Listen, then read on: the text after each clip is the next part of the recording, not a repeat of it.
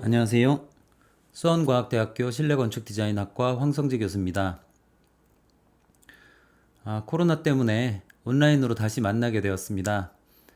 반갑습니다, 여러분. 방학은 잘 보내셨나요? 이번 수업은 인간을 위한 디자인이라는 수업으로 3시간짜리 4학년 2학기 이론 3시간짜리 수업으로 여러분들 만나게 되었습니다. 그래서 지금 코로나 2단계 주의 상황이죠. 그래서 2단계 상황에서 이 이론 수업은 100% 온라인으로 수업을 진행을 해야 되는 관계로 아마 이번 학기 요 인간을 위한 디자인 수업은 거의 이론으로 온라인으로 진행될 것 같습니다. 그리고 제가 또 진행하는 그 인간을 위한 디자인 수업 말고 디지털 패브리케이션 수업은 순수 실습 과목이에요. 그래서 그 과목은 대면 수업으로 진행이 되는 걸로 학기 초에는 일단 이야기가 다 되었는데 최근에 지금 코로나 상태가 코로나 유행 상태가 조금 심각한 상황이라 다시 온라인과 오프라인이 병행될 수도 있기 때문에 지금은 아무도 모르는 상황이고요. 그 다음 2주 후에 일단 대면 수업하는 것으로 이렇게 진행이 되어서 2주가 지금 연기가 된 상태입니다. 2주가 휴강이 된 상태죠. 그래서 2주 후에 대면 수업으로 얼굴 보고 수업하는 걸로 진행을 하고요. 일단 인간을 위한 디자인 요 수업은 온라인으로 제가 컨텐츠 제작해서 여러분들한테 재미있는 수업을 제공하도록 그렇게 진행을 하겠습니다. 여러분들 방학 어떻게 지내셨나요? 재미있게 잘 지내셨나요? 저는 방학 때 사실은 이번 방학은 여름 방학은 거의 방학이 없었잖아요. 그래서 학교에서 그 1년에 꼭 한 번씩 써야 하는 논문 쓰고 그 다음에 또 각종 학교에서 진행하는 프로젝트들 참여하고 하느라 그 다음 입학 관련돼 가지고 조금 지원하고 등등 정말 엄청 바빴습니다. 그래서 휴가도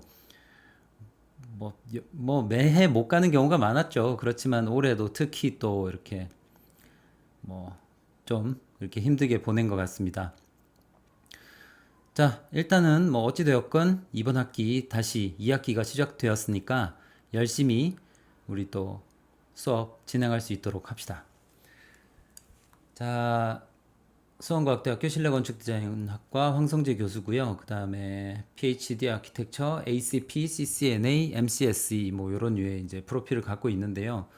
여기 참고로 좀 설명해드리자면 PhD가 이제 박사라는 거고요. 그 다음에 건축학에서 박사가 있습니다. 저희가 참고로 이야기하다시피 저희가 졸업하는 이전에 15년, 20년 전에는 인테리어 전공에 이렇게 학과가 거의 없었어요. 그래서 건축학과에서 이제 인테리어 개통까지 다 이렇게 한 거였고요. 그다음 없었다기보다는 그 당시에는 건축 행위나 건축 설계, 건축 디자인들이 인테리어, 익스테리어 그다음에 커튼월 디자인, 그다음에 우리가 진행하는 디지털 패브리케이션처럼 인면 파사드 디자인, 소방 디자인, 설비 디자인, 그다음에 그러니까 설비라는 게 전기 설비, 그다음에 기계 설비 이렇게 나눌 수 있거든요. 그래서 전기 설비, 기계 설비 등등으로 이렇게 다 분화가 되어 있지 않았어요. 일부는 분화가 돼 있을 수 있었겠지만 전기라든지 설비 이런 분야들이 좀 특화가 돼 있었고요. 그다음 또 구조 분야, 그러니까 구조 설계하는 분야가 있고, 그래서 순수 건축학 디자인, 건축 디자인 부분과 그다음 전기 디자인, 구조 설계, 그다음 설비 디자인, 그다음 소방 등등 여러 가지들이 제대로 나눠져 있지 않았어요. 인테리어를 포함해서. 그랬는데 그런 분야들이 세분화돼서 산업이 이제 더 커지다 보니까 그래서 인테리어 분야가 이제 생겨나게 된 거고요. 그래서 지금은 인테리어 학과에서 우리가 진행을 하고 있지만 어찌됐건 그 시작은 실내 건축 디자인이잖아요. 그래서 건축 분야에 많이 있습니다. 그래서 저는 이제 학부, 그다음에 대학원, 그다음 박사까지 전부 다 이제 건축학 전공을 사실은 했었고요. 그다음 실내 디자인 학과에서 지금 거의 10년 가까이 여러분들한테 강의를 하고 수업을 이렇게 하고 있습니다. 그 다음에 ACP는 어도비 서티파이드 프로페셔널이라고 해서 어도비 뭐 포토샵 이런 자격증이라고 생각하시면 되고요. 그 다음에 CCNA는 시스코 서티파이드 네트워크 어소시에이트이라고 해서 시스코 네트워크 자격이에요. 그러니까 라우터라고 하죠. 우리가 집에서 흔히 쓰는 그 공유기라고 부르는 게 정식 명칭은 라우터입니다.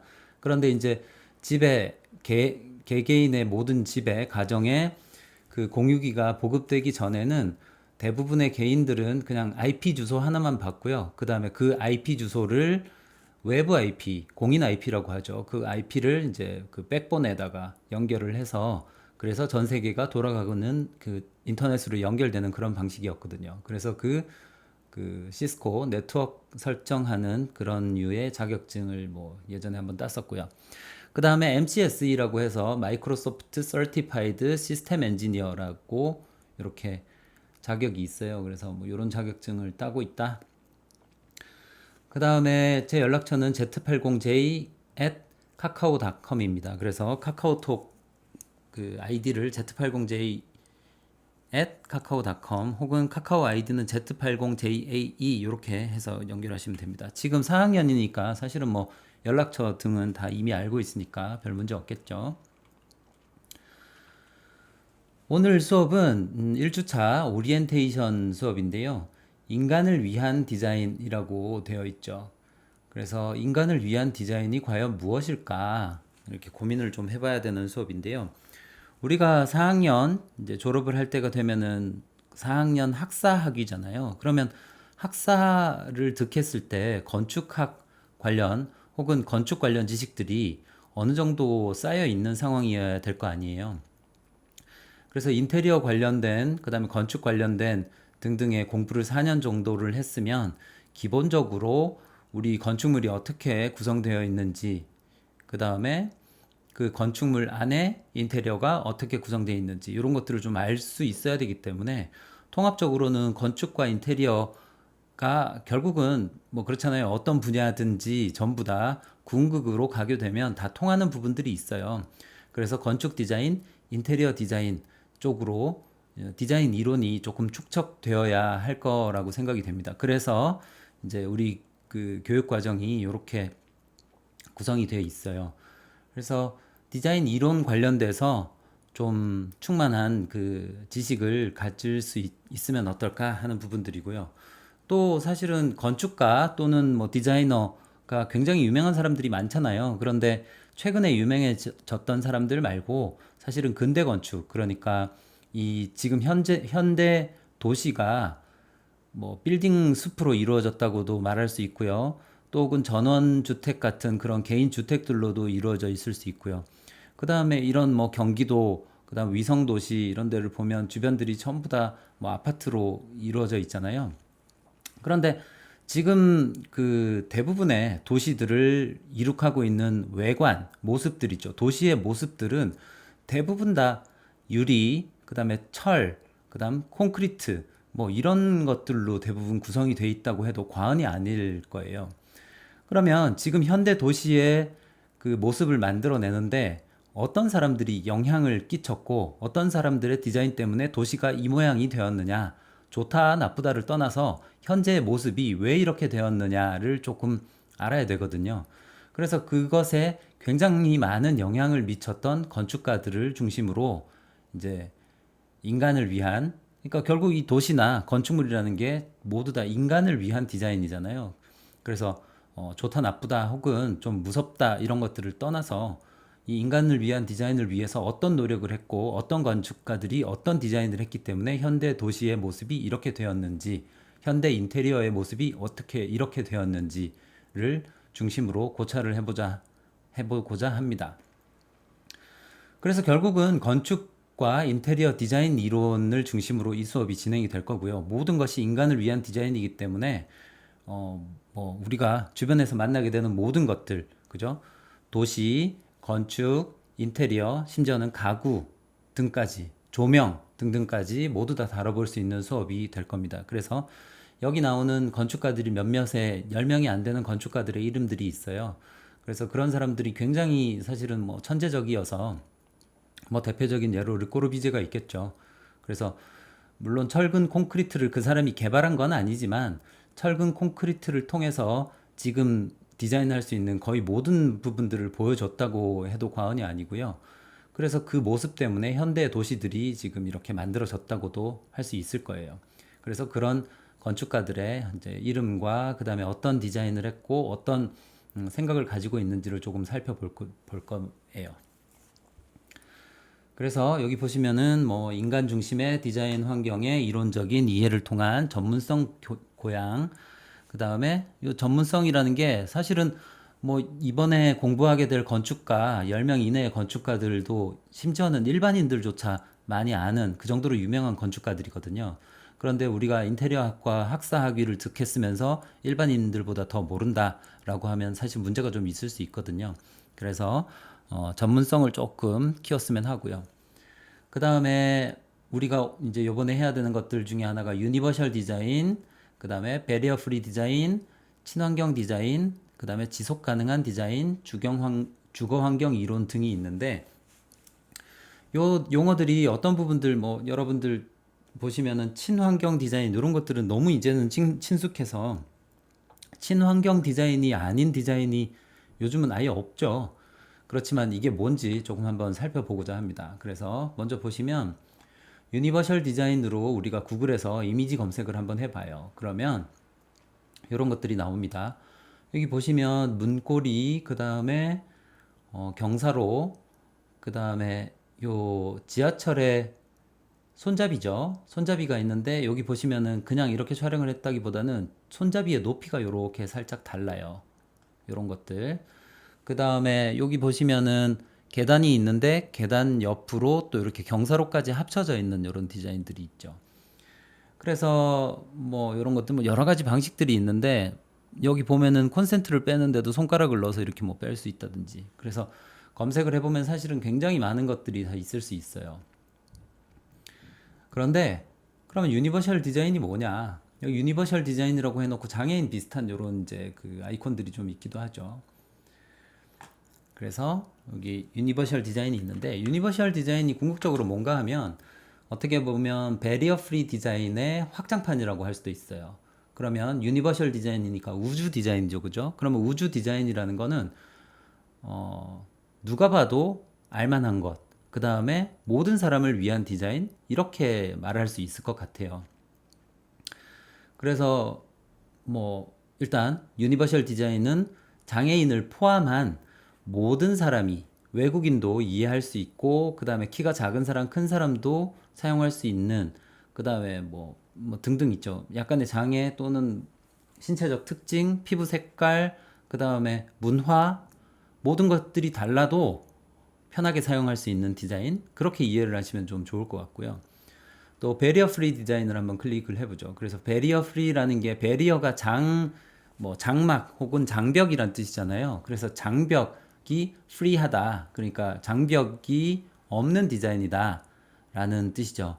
그래서 이제 보시면은 통상적으로 우리가 많이 이야기해 주는 게 이런 장애인들을 위한 뭐 경사로 등이 이해가 될 건데요. 뭐 장애에는 여러 가지 종류가 있잖아요. 시각 장애 같은 경우는 점자 블럭 혹은 뭐 점자 이렇게 판 해서 손으로 이렇게 만져볼 수 있는 것들. 그 다음에 청각 장애인을 위해서 불이 났을 때 이렇게 사이렌만 울리는 게 아니고 이렇게 시각 장치로 사이렌 옆에 번쩍번쩍 해서 이제 불이 났다고 시각적으로도 알려주는 그런 류의 디자인들이 있겠죠. 그래서 베리어 프리 디자인은 장애가 없다. 장애가 없다는 게 이제 그 장애인들이 이용하는데 전혀 불편이 없는 그런 류의 이제 베리어 프리 디자인이고요. 이 베리어 프리 디자인의 좀 더 확장된 개념을 유니버셜 디자인이라고 할 수 있을 거예요. 그래서 요 두 개가 그런 류의 관계가 있고요. 뭐 간단하게 그려보면 이럴 수 있겠죠. 유니버셜 디자인이라고 하면 이게 유니버셜 디자인이라고 하면 배리어 프리 디자인이 좀 요런 느낌 해서 배리어 프리 디자인을 유니버셜 디자인이 포함하고 있을 수 있다. 여기에는 예를 들어 문화, 그죠? 그 다음에 국가, 그 다음에 심지어는 뭐 있죠. 아무튼 뭐 여러 가지 다른 상황들의 사람들도 이용할 수 있는 거고 여기는 장애인을 이제 보통 이야기를 하고요. 그 다음에 친환경 디자인은 이번에도 그 폭우 온 사건에 대해서 여러분들 많이 그저 놀라시기도 하셨죠. 정말 역대 없는 폭우가 그냥 며칠 만에 계속 여러 국가를 이렇게 거쳐가면서 오잖아요. 그래서 지금 막 홍수 때문에 그 굉장히 많은 사람들이 뭐 중국에서는 거의 대한민국 인구에 가까운 사람들이 이재민이 발생해서 집을 잃고 막 여기저기 지금 이렇게 고생하고 떠돌아다니고 있죠. 그래서 그런 류의 그 지구 보호가 안 되는 사실은 뭐 이산화탄소 증가 때문에 온도가 올라가서 그렇다는 이야기들이 가장 지금은 그 정설적이죠, 그죠? 그래서 여러분들이 혹은 우리들이 혹은 기존 세대들이 지구를 굉장히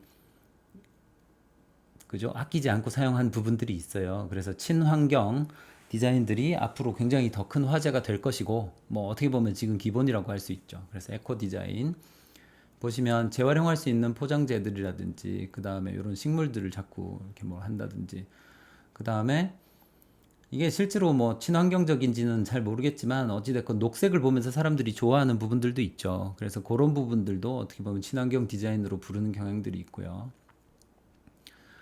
네, 뭐 그렇습니다. 그래서 다시 이렇게 넘어가 보면 친환경 디자인, 그다음 지속 가능한 디자인. 이 친환경 디자인과 지속 가능한 디자인들이 어떻게 보면 조금 비슷할 수도 있어요. 이게 지속 가능한 디자인이라는 것도 관점이 여러 가지가 있을 수 있는데요. 경영적으로 지속이 가능하다 이런 류의 표현도 써요. 경영. 그러면 어떤 기업체가 무너지지 않고 계속 지속하려면 그죠? 경제성이 있어야 될 수도 있는 거겠죠. 근데 그게 아니고 환경적으로 그다음에 혹은 자연적으로 아끼면서 우리 세대가 끝났을 때도 다음 세대가 지구를 지속적으로 사용할 수 있는 그런 가능한 디자인들도 있을 수 있겠죠. 그래서 요거는 관점에 따라 조금 다른 부분들이 포함할 수 있는데 어찌됐건 지속적으로 계속 사용할 수 있고 연속적으로 뭔가를 계속 이용할 수 있다라는 부분들이 있어서 이게 환경 부분에 국한되면 이게 친환경 디자인이 될 수 있고요. 그다음 지속 가능한 디자인은 조금 더 광범위한 표현이 될 수도 있을 것 같아요. 그다음 이제 인간을 위한 디자인이라는 제목에서 도출할 수 있는 것 중에 주거 환경이라는 것들은 굉장히 중요하죠. 뭐 사실은 우리가 오피스 혹은 학교에서 하루 종일 시간을 보낸다고도 볼 수 있어요. 현대인들은. 그렇지만 어찌됐건 잠은 자야 되기 때문에 최소한 6시간은 집에서 보낸다는 거죠. 그래서 주거 환경이 굉장히 중요하다.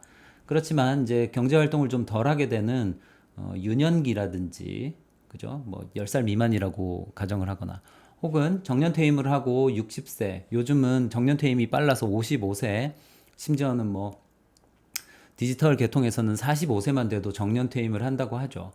그러면 45세 이후, 55세 이후에는 집에서 있는다는 거거든요. 그러면 집에서 우리가 통상적으로 지금 현재 평균 수명이 82세를 보는데요. 나중에 더 지나고 나면 100살까지 사는 거 아니겠어요? 그죠? 그러면 간단하게 60세 이후에 100살까지 40년 동안 지내야 되는 것이 주택일 수 있어요. 그래서 그 주택 환경, 주거 환경이 굉장히 중요하거든요. 그래서 인간을 위한 디자인 부분에서 주거 환경 부분을 조금 더 심층적으로 다뤄보는 게 좋다고 생각이 돼요. 그래서 이제 요 수업이 요런 류의 이야기이고요. 그래서 이제 요번 수업에서 주 교재로 사용할 것들을 이제 굉장히 많은 고민을 사실은 했는데요.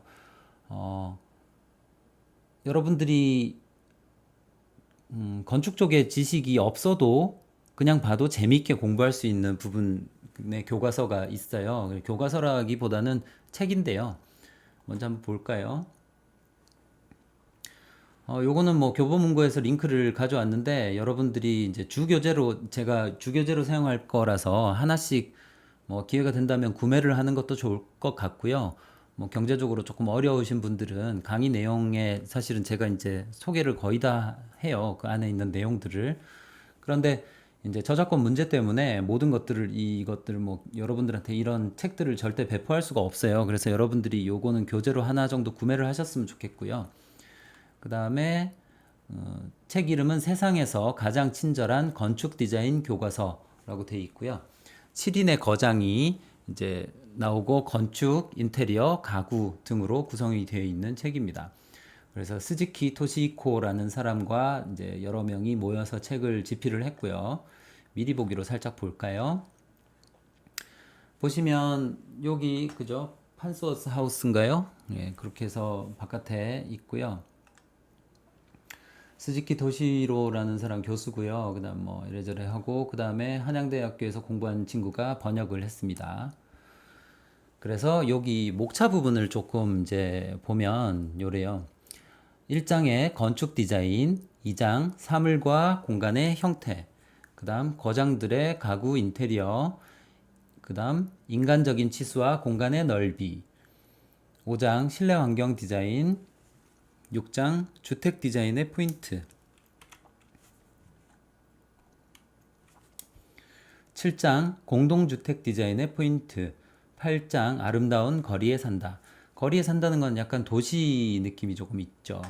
이렇게 이제 구성이 되어 있어서 목차를 보시면 느낌이 딱 오시죠. 그래서 건축 관련돼서 실내 환경까지 포함한. 왜냐하면 뭐 건축을 논할 때 도시를 논하지 않을 수 없고요. 그다음 도시를 논할 때는 토목을 논하지 않을 수 없어요. 그래서 건축 공부를 하다 보면 토목 부분도 약간은 공부를 해야 되고요. 그다음 건축을 디자인하다 보면 실내 부분도 디자인 공부를 안 할 수가 없어요. 반대로 우리가 실내 전공인 사람들의 입장에서는 건축을 모르면 실내 환경을 디자인할 수 없는 부분들이 있죠. 그래서 건축을 포함해서 하고요. 실내 공부를 하다 보면 가구가 안 나올 수가 없어요. 그래서 거장들의 가구 인테리어 부분들이 있을 거고요. 그다음 6장 보시면 주택 디자인의 포인트 등이 있겠죠. 그래서 이런 것들로 구성이 되어 있는 책입니다. 그래서 책이 괜찮아서 여러분들한테 교재로 선정을 해서 수업을 진행을 한번 하고자 하고요. 예전에 이제 제가 한번 했던 수업 중에 그 현대건축론 수업이 있었어요. 그때도 일부를 사용해서 수업을 한번 했던 내용이라 저는 뭐 이 책을 거의 뭐 이렇게 다 봐서 이렇게 거의 뭐 외우고 있는데 여러분들이 이제 처음 보니까 또 저하고 재밌게 이렇게 공부를 할 수 있게 그렇게 했으면 좋겠어요. 그 다음에 그 온라인 수업으로 이 3시간짜리 수업이 돌아가게 되면 실제로 온라인 동영상을 거의 75분 가까이 만들어야 됩니다. 지금 현재 학교 규정으로는 그렇거든요. 그러면 이걸 제가 75분 동안 쉴 새 없이 떠들면 이 교재 하나 가지고 한 학기를 아마 하기가 힘들 수도 있어요. 왜냐면 뭐 이렇게 이제 이야기를 하다 보면 어떻게 보면 조금 늘어질 때도 있고 또 어떨 때는 이렇게 빨리빨리 막 핵심만 짚고 넘어가야 될 때도 있고 그런 상황이거든요. 그렇기 때문에 어떻게 지금 수업이 진행될지는 정확하게 모르고 그다음에 이 규정 자체가 75분짜리 수업으로 계속 할 건지 아니면 뭐 좀 더 줄일 건지 지난 학기 같은 경우는 사실은 3시간짜리 수업이면 거의 한 30분 정도 이제 영상을 만들면 됐기 때문에 하다 보면은 딱 1시간짜리의 어떤 그런 컴팩트한 동영상을 딱 만들면은 딱 좋았거든요. 그런데 이번 학기는 75분이니까 1시간 15분이 되거든요. 그래서 이게 되게 쉽지 않을 것 같아요. 그래서 진도가 너무 빨리 나가서 이제 뭐 수업 시간이 뒤쪽이 남는다라고 하면 이제 부교재로 하나 선택을 해서 세상에서 가장 친절한 주택 디자인 교과서. 사실은 주택에 대해서는 여러분들이 언제든지, 그러니까 나중에 실무에 가서 언제든 어느 때건, 그 다음에 나이가 들건 아니면 신입사원 때건 간에 무조건 만날 수밖에 없는 주택 디자인이거든요. 그리고 주택 디자인이 뭐 지난번에도 몇 번 이야기했다시피 쉬우면 굉장히 쉬운 디자인이지만 주택 디자인이 어렵다면 정말 우리 지금 이 나이가 되어 있어서 그다음에 현업에서 계속 종사하고 있는 사람도 건축 관련돼 갖고 10년 넘게 종사한 사람들도 자, 주택 디자인 한번 해보세요라고 하면 못하는 사람들이 굉장히 많습니다. 그만큼 주택 디자인은 쉬우면서도 어려워요. 대충 하자면 그냥 대충 하면 돼요. 그런데 그냥 일반적인 주택 디자인을 했던 사람이라 하더라도 아파트 디자인을 해보라고 하면 전혀 못합니다. 왜냐하면 아파트는 또 아파트만의 특성이 있거든요. 그래서 주택 디자인 부분들을 공부를 해놓으면 좋을 것 같아서 요 수업을 진행을 해보고 학기가 진행이 되면서 시간이 허락을 해준다면 요 교재까지 이렇게 좀 더 살펴봤으면 좋겠고요. 요 주택 디자인 교과서 부분들을 클릭을 해서 잠깐 보자고요. 보면 나카야마 시게노부 같은 사람이죠. 그래서 혼자 썼고요. 요번에는 그 다음에 김은진 씨가 옮겼죠. 미리 보기로 한번 들어가 봅시다. 들어가서 보면 주택의 여러 가지 형태들이 나와 있죠. 자, 넘어갑니다. 1장에는 미와야키 미유미의 주택 디자인, 이제 자기 자신의 주택 디자인에 대한 생각을 이렇게 이야기를 하고요. 그 다음 2장에는 대지 전체를 고려해서 우리가 건축물이 이렇게 건축물에 이제 땅이 이렇게 있잖아요. 그러면 땅이 이렇게 있으면 건물을 여기다 놓을 수도 있고 여기다 놓을 수도 있죠. 그래서 그런 류의 배치를 이야기를 하는 겁니다. 그래서 배치를 어떻게 하느냐에 따라서 외부 공간이 형성되거든요. 그러면 외부 공간을 어떻게 이용하고 내부 공간과 어떻게 엮을 것인지 등에 대해서 이렇게 고려를 해서 건축물을 배치를 해야 된다. 우리가 통상적으로 설계를 해보라고 하면 이제 땅이 이렇게 있어요. 땅이 이렇게 있으면 이런 사각형의 땅이 이렇게 있다고 칩시다. 있고요. 그 다음에 여기 이렇게 도로가 있어요. 그러면 처음에 시작할 때 자동차가 이쪽으로 들어올지 이쪽으로 들어올지 따라 건축물이 굉장히 또 달라지겠죠. 그 다음에 건축물을 여기다가 놓을 건지 여기다가 놓으면 여기에 외부 공간이 이렇게 형성이 돼서 이렇게 될 거고요. 그 다음에 북쪽이 어딘지에 따라서 만약에 이렇게 돼서 북쪽이 여기라고 가정을 합시다. 이렇게 가정을 하면 통상적으로 남쪽에 마당이 있는 게 좋을까요? 북쪽에 마당이 있는 게 좋을까요? 그런 것들도 굉장히 다르겠죠. 그죠? 통상적으로는 남쪽이 좋습니다. 그런 상황이라면 차가 이쪽으로 들어오는 게 더 낫다면 건축물이 이런 데다가 배치되게 되면 여기에도 외부 공간이 생기고 여기도 외부 공간이 생기겠죠. 이런 류의 건축물을 어디다가 놓을 건가라는 그런 류의 배치에 관한 이야기들이 있을 수 있겠고요. 그 다음 주택 평면 디자인, 그 다음 주택 공간 디자인. 우리 평면 디자인은 그저 인테리어에서 굉장히 많이 했기 때문에 여러분들이 되게 잘할 수 있을 것 같아요. 그 다음에 이걸 입체적으로, 그러니까 2층짜리 설계, 인테리어 설계는 그렇게 흔하게 하지 않았잖아요. 그죠? 그런데 2층짜리 공간이 있다면 그 아래 위를 어떻게 엮을 것인지 혹은 어떻게 뚫을 것인지 등에 대한 고민을 할 수 있을 거고요. 그 다음 주택 세부 디자인들이 어떻게 보면은 뭐 창을 어떻게 낼 건지, 그 다음에 또 뭐 가구는 어떻게 할 건지, 그 다음에 주위 풍경 디자인, 뭐 외부 환경 디자인 등이 있을 수 있겠죠. 그래서 주택에 관해서 조금 더 심층적으로 들어갈 수 있는 책인 것 같아서 요 교재는 우리가 그 1차적으로 진행을 하고, 그러니까 건축 디자인 교과서가 완성이 그 수업이 다 진도가 나가고 나면 요걸로 넘어가는 방식으로 해야 되고요. 또 하나는 우리가 그 고려를 해야 되는 게 졸업작품 또 전시회가 있잖아요. 그죠? 졸업작품 전시회가 있는데 통상적으로 4학년도 지금 전시를 하거든요. 그래서 전시를 할 때 또 나름의 시간도 필요하고 그다음에 같이 공부도 좀 해야 되는 상황이라 요것도 좀 고려를 해서 우리가 요 수업에서는 졸업작품 전시회를 위해서 어떻게 지원할 건지 혹은 모든 부분들이 졸업작품으로 지금 올인하게 되면 다른 수업에서 시간을 너무 많이 뺏기기 때문에 이 수업은 그대로 이론으로 계속 진행을 할 건지에 대해서는 조금 3학년 주임 교수님, 4학년 주임 교수님하고 조금 논의를 해서 결정이 되는 대로 이렇게 진도 조절을 조금 하도록 하겠습니다. 그 다음에 제가 대학교 때 봤던 책들 중에 정말 지금까지 이건 정말 건축 관련된 사전이다 이런 느낌이 드는 책이 있어요. 그래서 건축의 형태 공간 규범이라는 책이 있는데 프란시스 디케이 칭이라고 해서 중국계 미국인일 거예요 아마. 그래서 요 사람이 쓴 책인데 요 책으로 지금 이미지 검색을 한번 해보면 뭐 어마어마하게 나옵니다. 그런데 여러분들이 보시면 어떤 류의 느낌인지 이제 딱 알 수 있는 이미지들이 있어요. 예를 들면 이런 겁니다. 여기 이미지 보시면 요거를 프린트 스크린을 잠깐 해서 여기다가 살짝 붙여놓고 안 되나요? 네. 요 이미지를 사진 저장을 해서 바탕에다가 놓고요. 그 다음 요 놈을 다시 파워포인트로 가져와서 좀 놓고, 이게 지금 슬라이드 모드로 안 되는군요.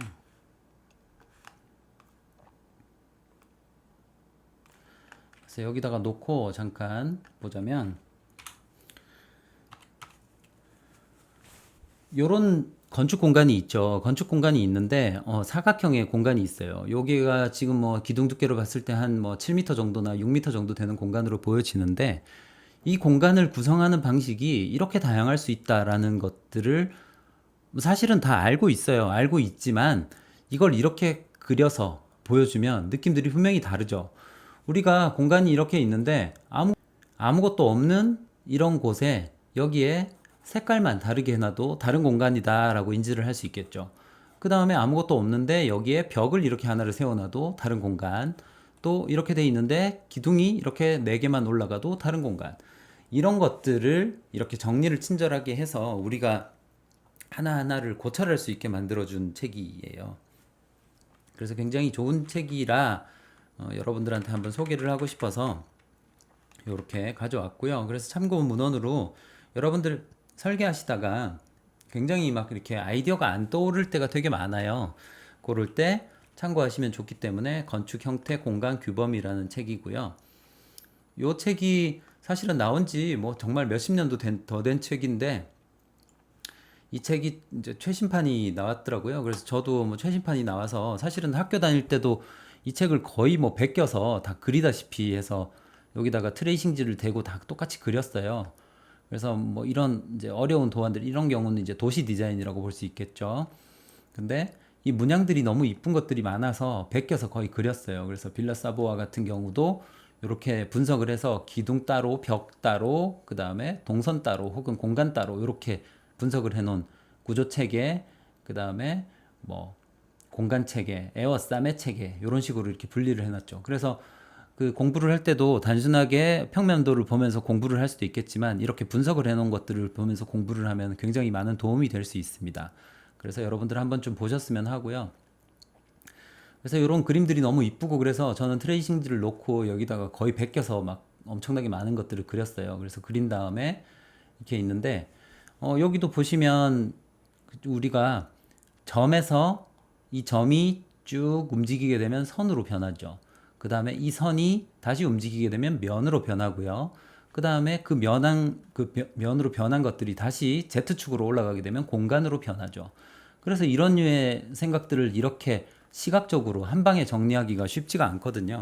그래서 이런 류의 것들이 굉장히 볼거리가 많아요. 그래서 1D, 2D, 3D, 요즘은 4D가 나올 수 있겠죠. 어떻게 보면 뭐 3D 공간을 건축적으로 보여주지만 그걸 다시 촬영을 한다거나 혹은 VR로 본다거나 하는 방식으로 4D는 사실은 뭐 정확하게 이야기하면 3차원 공간이라는 것 자체가 시간이 없으면 공간이 나올 수가 없다는 지금 뭐 그런 것들이 많잖아요. 그래서 시공간이라는 표현을 씁니다. 그런 것처럼 4D는 되게 애매한데요. 4D는 사람 따라 정리하는 방법들이 굉장히 달라요. 그런데 지금 뭐 다차원의 세계, 11차원의 세계에 우리는 살고 있다, 이런 류의 지금 물리학자들이 이야기를 하고 있는데요. 촉근 이론을 포함해서. 그래서 이제 그 건축에서 지금까지는 어찌됐건 1D, 2D, 3D까지밖에 없는 거잖아요. 우리가. 그래서 이 4D라는 것들에 대한 정의들을 또 해볼 수 있는 생각의 기회를 가질 수 있어서 또 책이 좋은 것 같아요. 그 다음 평면을 구성할 때 인면 한 면, 2차원 면을 구성할 때도요. 점이 중간에 있으면 굉장히 대칭적이고 안정적인 느낌이 들죠. 그 다음에 점이 한쪽으로 이렇게 치우쳐지면 역동적인 느낌이 듭니다. 그래서 이런 류의 생각들을 할 수 있게 하는 책이고요.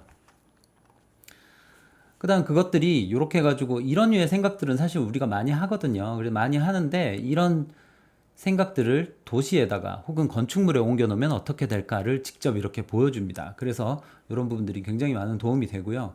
저는 이 그림 하나에 정말로 많은 생각을 했어요. 지금도 이거에 대해서 생각을 하게 되는데 이게 뭔가 하면 결국 아무것도 없는 공간에다가 기둥을 하나를 이렇게 세우는 거예요. 기둥을 하나 세우면 사실은 가상의 공간들이 이렇게 형성이 됩니다. 기둥이 있는 것과 없는 건 그렇게 달라요. 또 혹은 이게 이렇게 오벨리스크 방식으로 어마어마한 기둥이 될 수도 있겠지만 사실은 나무 있잖아요. 나무. 동네에 있는 나무가 이렇게 하나 있으면 사람들이 그 밑에 모여서 이야기도 나누고 앉아있고 쉬기도 하죠. 물론 나무는 위쪽에 이렇게 잎이 있어서 그늘을 형성하니까 그런 것도 있겠지만 저 기둥 같은 경우는 지금 아무것도 없잖아요. 그냥 기둥이 있는데 이 가상의 공간들을 만들어내게 됩니다. 그래서 저 기둥이 공간적으로 어떤 역할을 하는지를 굉장히 잘 묘사해서 설명해 놨어요. 그래서 이런 것들이 있고요. 그 다음, 이렇게 뭐 대칭이 됐을 때, 뭐 등등에 대해서 막 굉장히 많은 사례들이 있고, 그림들도 또 너무너무 잘 그렸어요. 그래서 한번 꼭 이렇게 달아보면 좋겠고요. 뭐 레터링, 선 두께 등등 건축의 우리 기본이라고 하는 것들이 다 들어앉아 있습니다. 그래서 이런 류의 내용들을 한번 꼭 기회가 되면 여러분들 도서관 가서 이용하셔도 좋고요. 저는 대학교 때 이 책이 너무 좋아서 선배가 가지고 있던 책을 거의 다 베껴서 거의 그렸었어요.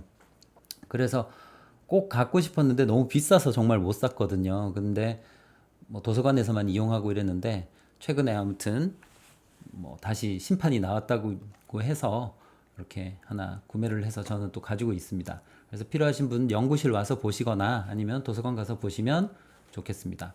그래서 책 소개가 이렇게 또 돼 있고요. 우리가 이야기하던 대로 다시 돌아갑시다. 그래서 주 교재는 세상에서 가장 친절한 건축 디자인 교과서. 두 번째 부교재는 주택 디자인 교과서. 그다음 참고 문헌으로 건축의 형태, 공간, 규범. 이렇게 해서 진행을 할까 합니다. 그 외에도 뭐 여러 가지 웹사이트에 자료가 많으니까 찾아보면 되겠죠. 아,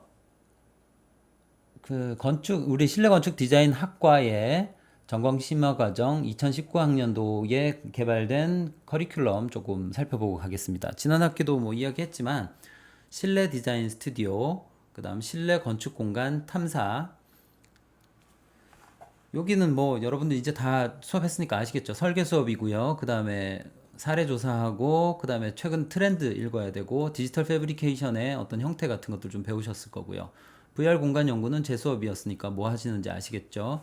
그다음 캡스톤 디자인 스튜디오에서는 졸업 작품 준비돼서 설계를 한 건을 또 제대로 해야 될 것 같고요.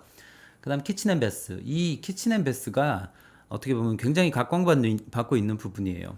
동네에 있는 그 인테리어 사무실이라고 하는 곳들이 이 키친앤베스, 그러니까 욕실 리모델링, 변기, 세면기, 샤워 부스, 벽 타일 등등으로 먹고 살고 있는 인테리어 가게들이 되게 많아요. 그런데 최근에 분위기로 봤을 때는 뭐 여러분들 잘 아시는 대림이나 뭐 계림, 그다음에 토토, 그다음에 아메리칸 스탠다드 등등의 여러 가지 회사들이 있죠. 그네 회사들에서 나온 제품들이 그 인테리어 시장까지 사실은 다 먹어버리고 싶어 갖고 변기 하나 팔면서 결국은 욕실을 팔아버리죠. 그래서 이 부분들이 대기업이 지금 치고 들어오고 있는 부분들이거든요. 그러면 여러분들 입장에서는 나중에 개업을 하려면 이들보다 더 뭔가 잘하는 부분들이 있어야 될 거고요. 반대로 또 다르게 이야기하면 이런 욕실 기기들을 잘 공부를 해서 이런 대림이라든지 그 다음에 뭐 한샘이라든지 아니면 아메리칸 스탠다드나 뭐 로얄 토토 뭐 이런 데 들어가면 더 좋겠죠. 그래서 그런 방식의 취업처를 알아보는 것들도 우리한테 굉장히 큰 무기가 될 수 있기 때문에 이런 것들도 한번 고려를 해보면 좋겠어요. 그 다음에 인간을 위한 디자인은 저하고 건축, 인테리어 관련된 우리 디자인에 대한 전반적인 부분, 현대 건축, 그 다음에 뭐 근대 건축 등등도 알아보고 주택도 알아보고 그 다음에 뭐 베리어 프리 디자인, 그 다음에 유니버셜 디자인, 그 다음에 친환경 디자인, 그 다음 지속 가능한 디자인 등등에 대해서 여러 가지 알아보면 되겠습니다. 그 다음 디지털 패브리케이션 수업 그 응용도 제 수업 시간인데요. 이 수업 시간에는 실제로 이제 실습 3시간짜리 수업이에요. 그래서 우리가 그 VR 공간 연구 때는 이렇게 이론적으로 뭔가 작업을 했었죠. 그래서 요 디지털 패브리케이션 응용 수업 시간에는 우리가 수업 시간에 새로운 형태를 만드는 것에 대해서 올인해서 한번 해볼까 합니다. 그래서 요거는 요 수업 시간 때 다시 그 오리엔테이션 및 수업 내용 뭐 하는지 이렇게 설명을 하도록 하고요. 그 다음에 재료 실습과 시공 방법. 그 시공을 알아야 결국은 개업을 할 수 있잖아요. 그래서 그런 부분들이 있고요. 그 다음에 재료를 알아야 시공을 할 수 있겠죠. 혹은 재료와 시공을 알아야 사실은 설계를 할 수 있겠죠. 그래서 이런 것들이 전부 다 엮여 있다. 그 다음에 학점은 3학점, 3학점, 3학점, 그 다음에 디지털 패브리케이션 2학점, 그 다음에 3학점으로 되어 있습니다. 여기 디지털 패브리케이션은 이론 3시간이고요. 실습 3시간이고 인간을 위한 디자인은 이론 3시간으로 구성되어 있습니다. 자, 수업 운영 및 평가는 다음과 같습니다. 온라인 수업으로 이 수업은 진행이 거의 될 것 같고요. 그 다음에 절대평가입니다. 그래서 여러분들이 제가 시키는 대로 전체 다 잘 따라와 주시면 전 학생이 상대평가가 아니기 때문에 전체 학생이 전부 다 A 플러스를 받을 수 있는 상황이에요. 그래서 여러분들 부담 갖지 않도록 최대한 이제 과제도 제가 조절해서 내도록 할 테니까 잘 따라와 주시고요. 그 다음에 LMS 이용해서 질의응답도 할 수 있고, 대부분의 학생들 지금 저하고 카카오톡 등록돼 있으니까 카카오톡으로 질문하셔도 좋습니다. 그 다음에 연구실 방문하셔서 질의를 해주셔도 좋고요. 제가 그 실습 수업이 있기 때문에 지금 거의 주 5일 그 상주해야 되는 상황이거든요. 그래서 연구실에 있으니까 오다 가다가 있으면 뭐 꼭 질문이 없더라도 종종 들러서 인사도 하고, 그 다음에 제가 뭐 맛있는 사탕이라도 드리고 그렇게 해서 친하게 지냈으면 좋겠어요. 사실 굉장히 답답한 게 온라인으로 수업을 하기 때문에 여러분들 얼굴을 진짜 그 잊어먹을 정도예요. 심지어는 2학년 같은 경우는 지금 얼굴을 한 번도 못 본 학생들도 꽤나 많거든요. 근데 학교란 곳이 사실은 이렇게 뭐 유튜브처럼 지식만 전달하는 곳은 아니에요. 그렇기 때문에 관계라든지 그 다음에 여러분들하고 굉장히 뭔가 교류하는 그런 것들이 중요합니다. 그래서 여러분들이 좀 찾아와 주셔야 그 다음에 그런 교류도 이루어질 것 같습니다. 네, 여기까지 오늘 준비한 내용이고요. 오리엔테이션은 여기까지 하도록 하고, 제가 75분짜리 이 온라인 동영상을 만들어서 채워야 되기 때문에 어떻게 채울지는 잘 모르겠습니다만 중간중간 뭐 쉬는 시간이 있거나 혹은 이렇게 실습할 그런 내용들이 있으면 하면 좋겠고요. 그 다음에 아예 첫 시간에 바로 그 주교재로 들어가서 수업을 진행하는 것도 방법일 것 같습니다. 자, 그러면 인스트럭션 따라 진행하시면 되겠습니다. 자막 처리하든지 아니면 거기다가 제가 게시판에다가 적어 놓도록 하겠습니다. 자, 여기까지 하고 1차 타이밍 그 수업 마치도록 하겠습니다. 지금까지 수원과학대학교 실내건축디자인학과 황성재 교수였습니다. 반갑습니다.